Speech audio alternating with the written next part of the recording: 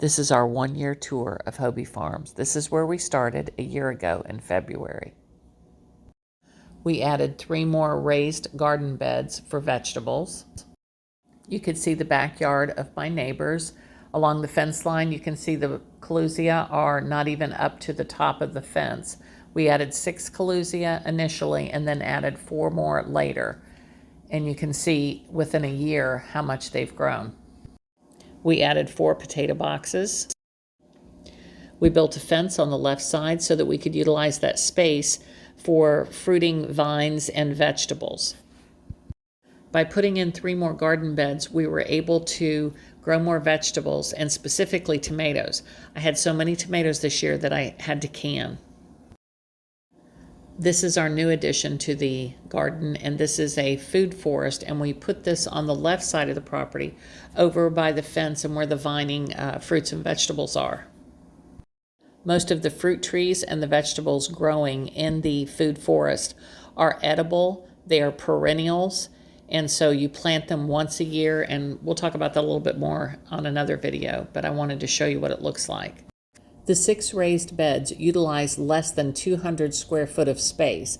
The food forest takes up about 700 square foot of space. Now, if you include all of our area that we use for trees, gardening, compost, and other things for gardening, it's probably about 4,500 square feet, but it's a small section of our property, even though it looks like it's a huge place. As we watch this video, we are still amazed at how much we've grown this year, what we've produced, and we feel very blessed. God has truly blessed us this year, and we want to share that with you.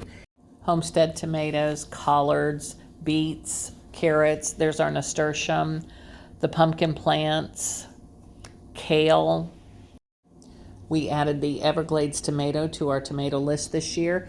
That's the plant on the end there, and it is a big producer. Lots of little baby cherry tomatoes. We grew Japanese eggplants. There's our marigolds.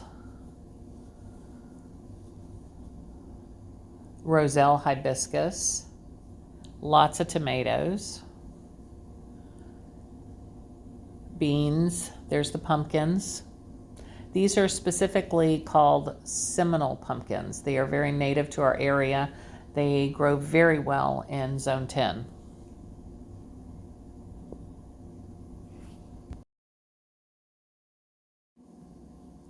Homestead tomatoes. That's our Florida avocado tree. And this is new to the garden. This is a tromboncino squash.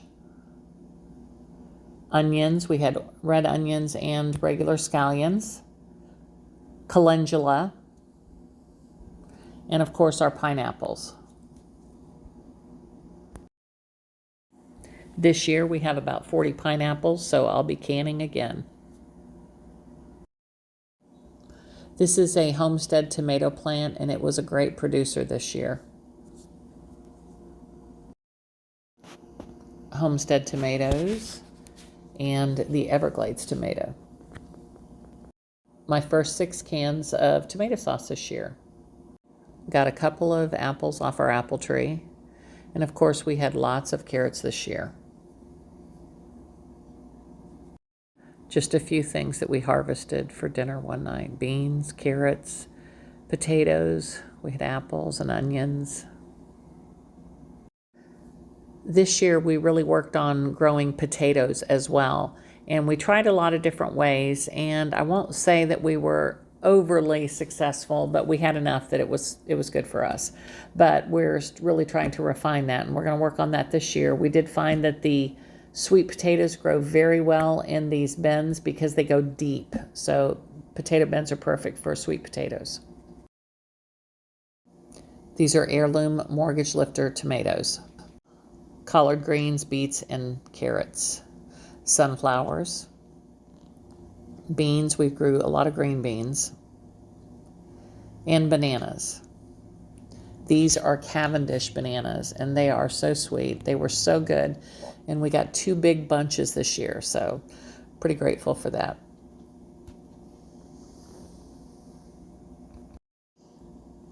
So here's our watermelon patch that took over the entire garden this summer.